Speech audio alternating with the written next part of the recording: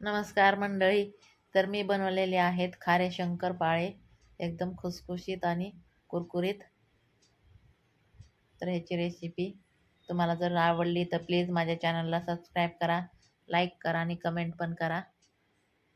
तर इथं मी घेतलेला आहे 2 वाट्या मैदा. ते चाळून घेणार आहे छान असं. आता त्याच्याबरोबरच मी आता इथं 1 वाटी रवा घेतलेला आहे, ते पण चाळून घेणार आहे. तर आता इथं 1 चमचा मी ओवा घेतलेला आहे, तो असा हातावर चोळून टाकायचा पिठामध्ये. तर आता इथं 1 चमचा जिरे पण घेतले आहेत मी. आता ही बारीक चिरलेली कोथिंबीर पण घेतली मी ह्याच्यामध्ये टाकून. आता चवीपुरतं थोडं मीठ पण टाकलंय ह्याच्यामध्ये. तर आता ह्याच्यामध्ये मी 2 पळ्या तेल टाकून घेणार आहे.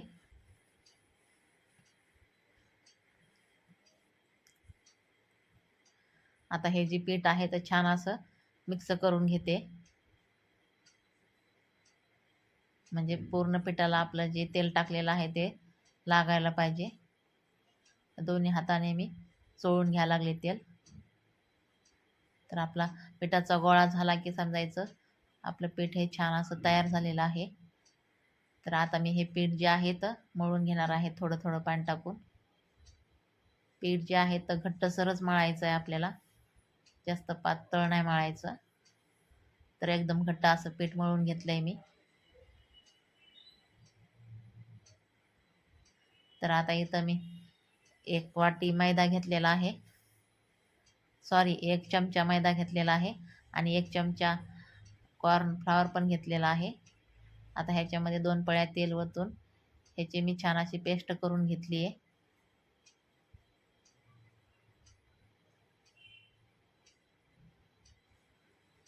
तर ही बघा अशी पेस्ट करून घेतली मी ह्याची छान अशी पातळ. थोडंसं आणखीन जरा तेल ओतून घेतले मी ह्याच्यामध्ये. तर 2 चमचेसाठी मला इथं 2 पळ्या तेल लागलेलं आहे. तर अशी ही पेस्ट तयार करून घेतली आहे मी पातळ अशी. तर आता इकडं मी पिठाचा हुंडा घेतला एक, त्याची आता पोळी लाटून घेणार आहे मी मोठी अशी.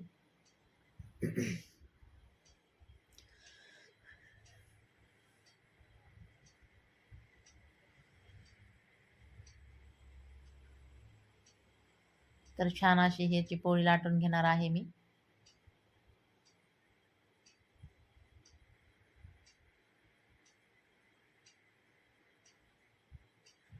पातळ अशी ही पोळी लाटून घ्यायची आहे.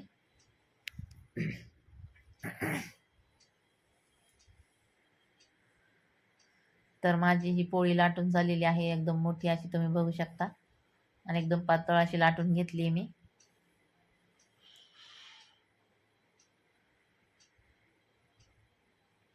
तर अशाच मी 5-6 पोळ्या लाटून घेतलेल्या आहेत, पातळ एकदम अशा. तर हे बघा अशा पोळ्या लाटून घेतल्यात मी एक साईजच्या.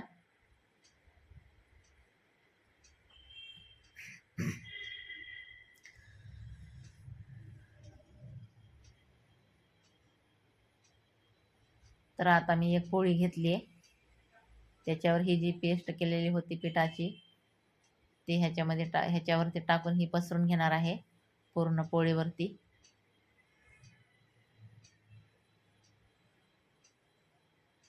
पूर्ण पोळीला ही पसरून घेतले मी.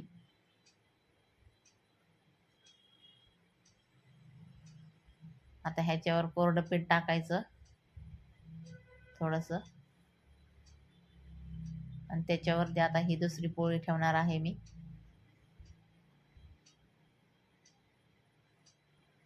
आपल्याला पोळ्या ज्या आहेत त्या एक साईजच्याच करून घ्यायच्यात सगळ्या.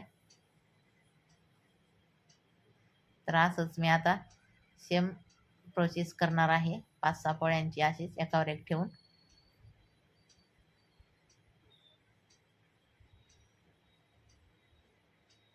तर मी 4 पोळ्या ठेवून घेतलेल्या आहेत एकावर एक.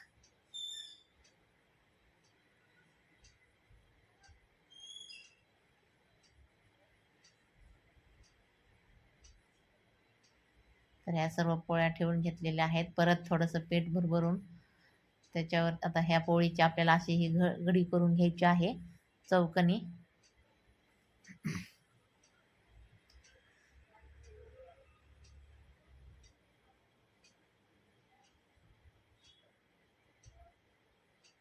तर ह्याची चौकोनी अशी घडी करून घेतली आहे मी.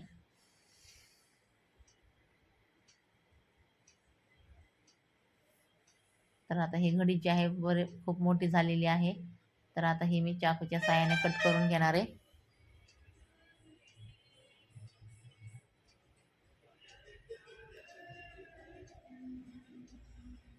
तर ह्याचे मी 4 भाग करून घेणार आहे.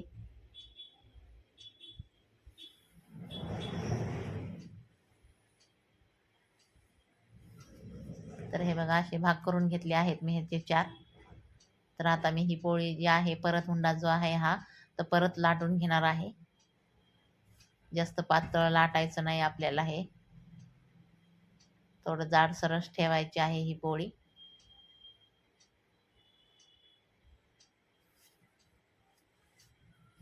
जास्त पातळ पण नाही जास्त जाड पण नाही लाटायची. तर लाटून घेतली आहे मी पोळी आता ही. तर ही गोलच लाटण्यात आलेली आहे. तर आता मी ही जी पोळी आहे तर कट करून घेते चौकोनी. तर मी ह्या पोळीचा चौकोनी आकार करून घेतला आहे. तर आपण आता हे शंकरपाळ्यासारखं असं चौकोनी कट करून घेऊया.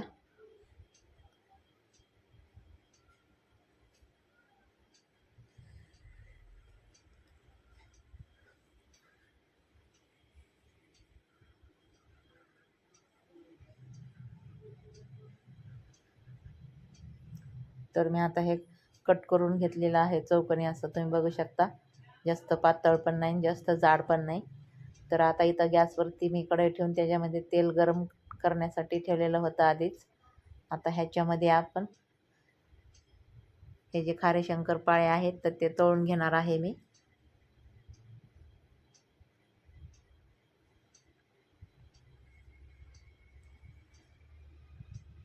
छान असे हे सोनेरी कलर होस तर आपल्याला हे तळून घ्यायचे आहेत खरपूस असे.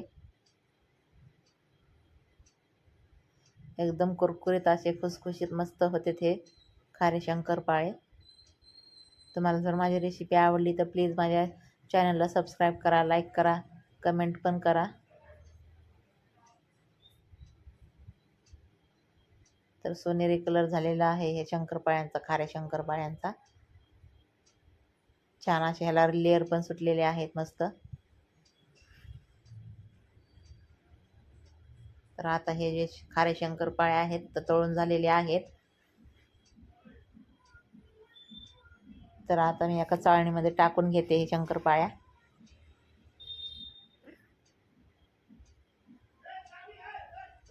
तर आता असेच सगळे शंकरपाळे मी तळून घेणार आहे.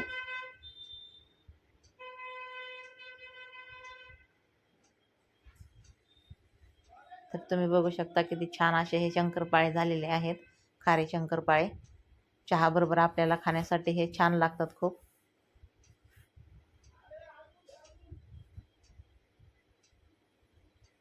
एकदम खुसखुशीत आणि कुरकुरीत असे हे शंकरपाळे झालेले आहेत तुम्ही बघू शकता. तुम्हाला जर माझी रेसिपी आवडली तर प्लीज माझ्या चॅनलला सबस्क्राईब करा, लाईक करा, कमेंट करा. आणि माझा व्हिडिओ बघितल्याबद्दल धन्यवाद.